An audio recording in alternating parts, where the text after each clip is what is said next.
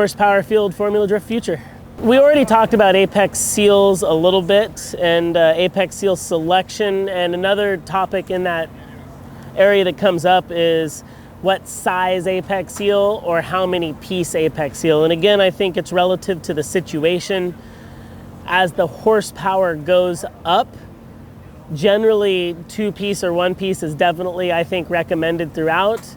And in some situations, I definitely know some racers that prefer the 3mm, but that's not a old school 3mm. That's a redeveloped modern 3mm. However, myself, we found reliability with the 2mm 2-piece developed by E&J for KMR, and very similar to the E&J seals themselves.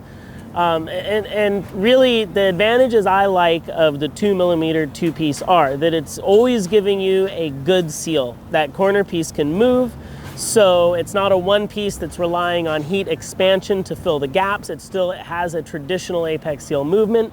It's still a steel seal, so it's semi-exotic, but it's not all the way to a carbon or a ceramic or something that has other things, strengths, and disadvantages. So I really like its robustness as a 2mm steel.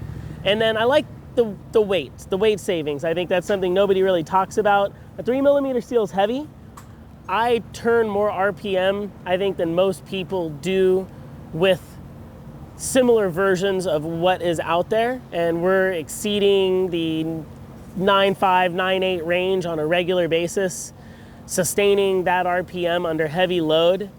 It's not a drag car where you're just rising up in RPM and shifting. Drifting forces the max RPM for a long period of time, so everything has to be able to live at max horsepower, max load, max performance. And for that reason, I like having a lighter weight apex seal, because you don't want apex seal float, which can cause detonation and is very similar to a valve float situation or something like that in a piston motor. You can also get chatter, which can add to increased apex seal wear and increased rotor housing wear.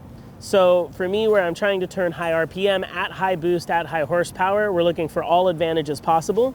So we're splitting the difference. We're running a steel race seal that is malleable, so it does not break under detonation. And we're choosing to run a 2-piece 2mm for the weight savings and good seal ability.